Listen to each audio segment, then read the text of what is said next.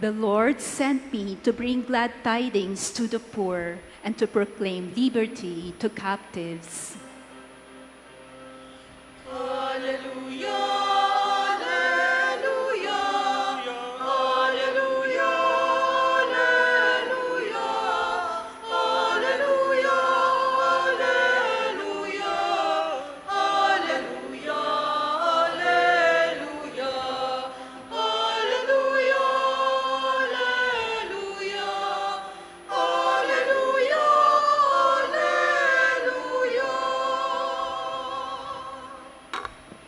The Lord be with you. And with your spirit. A reading from the Holy Gospel according to Mark. Glory to you, O Lord. Jesus went out along the sea. All the crowd came to him and he taught them. As he passed by, he saw Levi, son of Alphaeus, sitting at the customs post.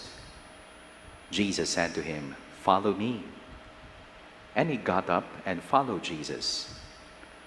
While he was at table in his house, many tax collectors and sinners sat with Jesus and his disciples, for there were many who followed him. Some scribes who were Pharisees saw that Jesus was eating with sinners and tax collectors, and said to his disciples, "Why does he eat with tax collectors and sinners?" Jesus heard this and said to them, "Those who are well do not need a physician, but the sick do. I did not come to call the righteous, but sinners." My dear friends, the Gospel of the Lord. Praise to you, Lord Jesus Christ. Good afternoon, sisters and brothers in Christ. Good afternoon, Father. Peace and blessings to everyone. I belong to the religious congregation of the Society of St. Paul. It's a community of priests and brothers dedicated to preaching the gospel, proclaiming the good news through social communication. And one of our major activities or apostolates is the yearly annual St. Paul National Bible Quiz. Since the year 2009. We thank in a very special way our collaborators in the mission, sponsors, benefactors, for making such competition possible. For all the regions of the country, the group of priests and brothers would go there to organize the competition in schools. At kung sinong mananalo per region would proceed to the national finals at the SMX Convention Center every September. Now, because of the COVID-19 pandemic, natigil ho.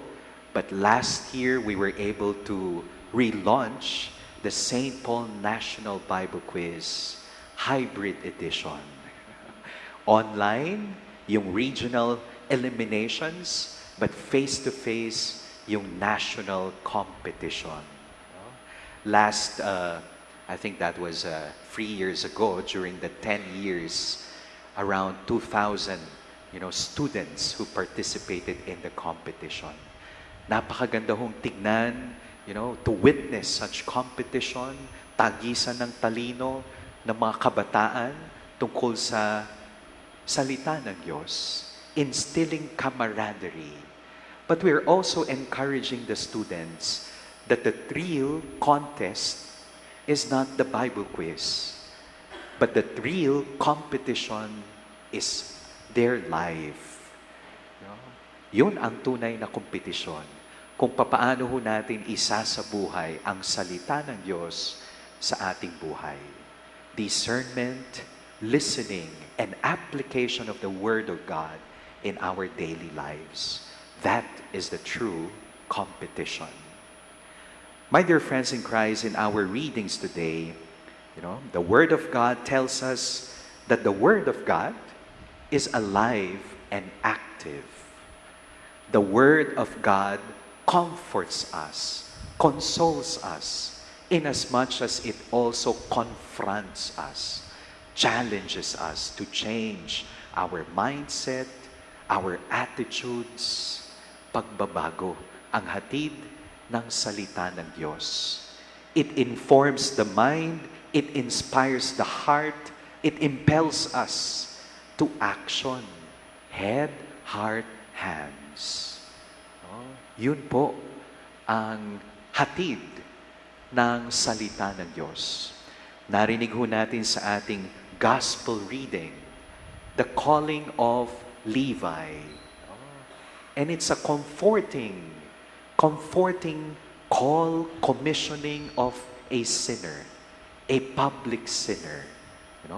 Si Levi, napakayaman, napakamakapangyarihan, pero nilalayuan, walang kaibigan. Why? Because he's working for the enemies.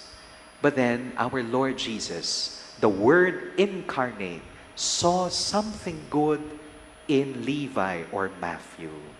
Kaya naman siya tinawag in that life of discipleship.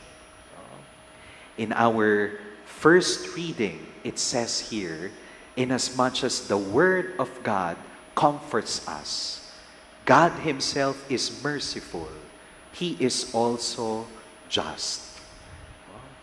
Balang araw, haharap tayo sa dakilang hukom at wala ho tayong maitatago sa Kanya.